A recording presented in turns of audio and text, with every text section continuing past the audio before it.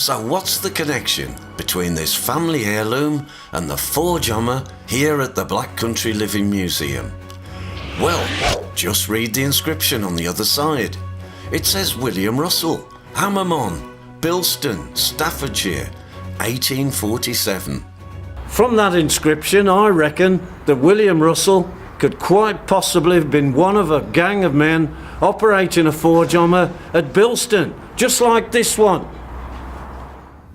Bilston, like most of the industrial Black Country towns, had its fair share of factories, foundries, forges and coal mines. Way back then, Bilston was in the county of Staffordshire. However, in 1974, many boundaries changed. The West Midlands was formed as part of the local authority reorganisation. So without moving an inch, Bilston was no longer in Staffordshire, but the West Midlands. The Black Country has nothing to do with local authority boundaries. It gained its name from the smoke, soot and grime associated with the heavy industry in the area. The Black Country doesn't have a boundary.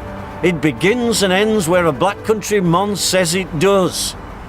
Back in 1874, Bilston was in the Black Country, and believe me, it still is today. So what is forging? Simply put, it's strengthening and shaping red-hot metal by hitting it with an hammer. When metal reaches a temperature of around 900 to 1000 degrees centigrade, it becomes malleable and can be shaped into various components with the use of brute force and an hammer.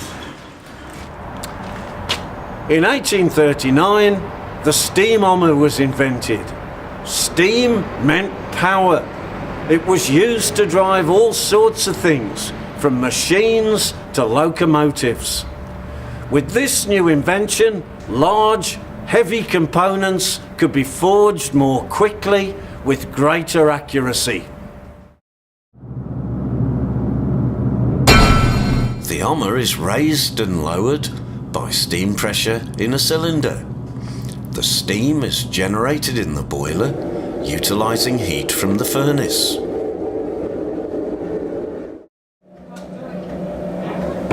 After lying idle for many years, this steam hammer at the Black Country Living Museum has been restored to working condition by a team of dedicated enthusiasts, bringing the heat, sounds and smells of heavy industry back to life.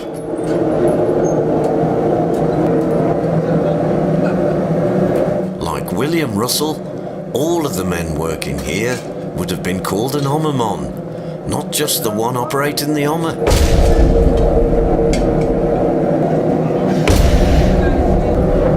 Coordination and teamwork is essential to ensure smooth running of the process. The ability to perform all of the tasks on the forge is also important to balance the strenuous with the less strenuous jobs. In those days, safety was never a consideration.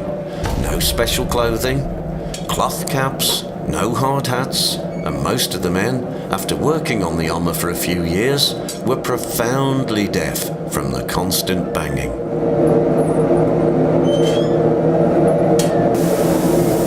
The foreman keeps check on the steam pressure in the boiler, whilst a steam-driven pump replenishes the water.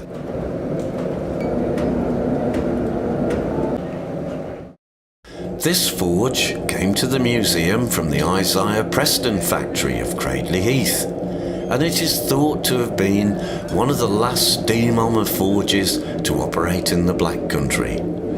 Cradley Heath and its neighbouring towns were renowned for the manufacture of chain, anchors and ship's tackle. Bearing in mind, you can't get much further from the sea.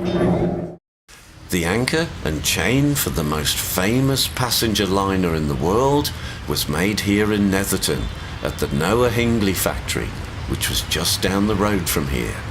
It was the anchor for Titanic. This replica, made for a television programme, weighs 15.5 tons, just like the one lying at the bottom of the ocean. On the 30th of April 1911, the Anchor was loaded onto a cart which was pulled by 20 shire osses from the factory to the railway station at Dudley to continue its journey by rail and sea to Belfast. About 1,000 local people lined the streets to watch the procession. Today, this replica stands here in Netherton as a monument to the skills and men working in the industries of yesteryear.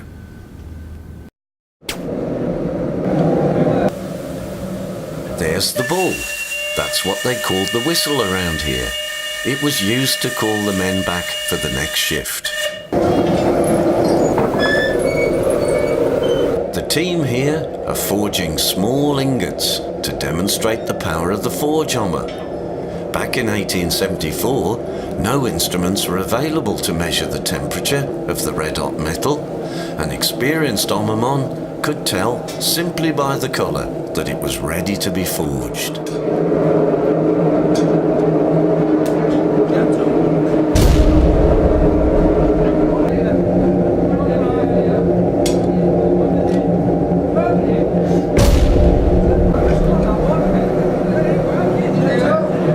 Large components, such as the shank for an anchor, were being forged.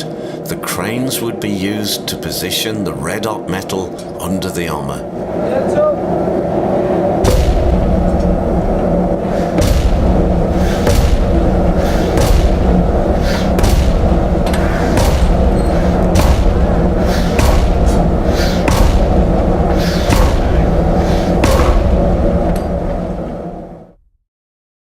The factories, foundries and forges of the Black Country today have almost disappeared.